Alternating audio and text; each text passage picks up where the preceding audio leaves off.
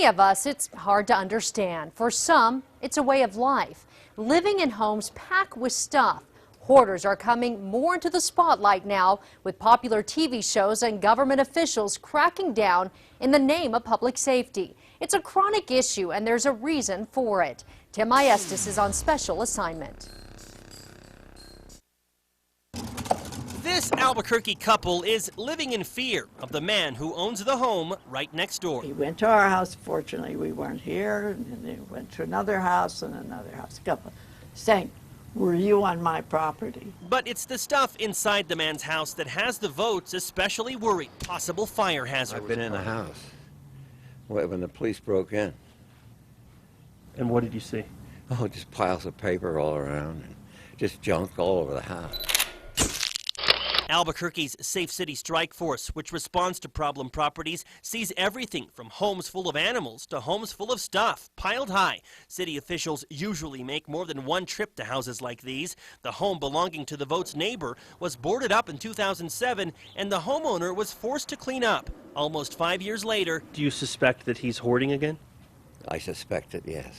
For many people, it just doesn't make sense. He's off his rocker, frankly. To have a property like this and let it go to hell?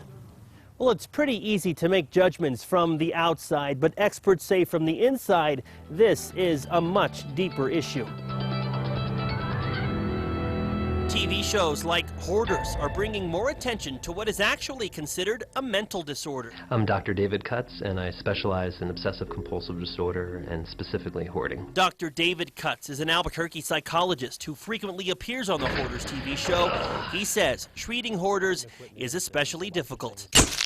Even a scrap of paper that we would, if it's ripped, we would easily just throw it away. They'll see it as something that they can write phone numbers on or something. There's always a sense of purpose. It's incredibly frustrating. I mean, ideally, we'd all be able to go and spend time, in their homes multiple times a day and have lots of resources. Tell me what specifically is in this. The TV shows do have lots of resources. In the episode including Dr. Kutz, there was also a personal organizer, a crew to haul away the junk, and the hoarder's frustrated family.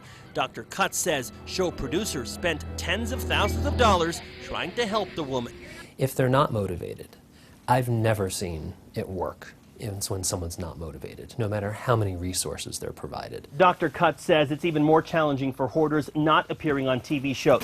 Cleaning up their homes and undergoing treatment takes a lot of money and a lot of time. And once hoarders actually seek treatment, most insurance companies will only pay for office visits. And chances are that's not enough. It's similar to substance problems, where in a sense the person kind of has to hit bottom before they realize something needs to be done. According to Dr. Kutz, rock bottom usually involves some sort of crisis, like a plumbing emergency or city officials ordering a cleanup.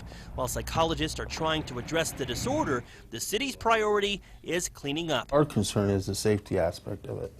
That people cannot physically live in a premise like this. John Vogt is concerned for his and his wife's safety. We're attached to his house. If he has a fire, our house is going too. Tim Maestas. We don't know what's going to happen next door. KRQE News 13. According to the head of Albuquerque's Safe City Strike Force, hoarders are routinely offered the help of a psychologist anytime the city gets involved. Even though treatment is tough, Dr. Kutz says it's worth it for family members of hoarders to at least suggest getting help. You can find some resources on our website, krqe.com. Just look under News Links.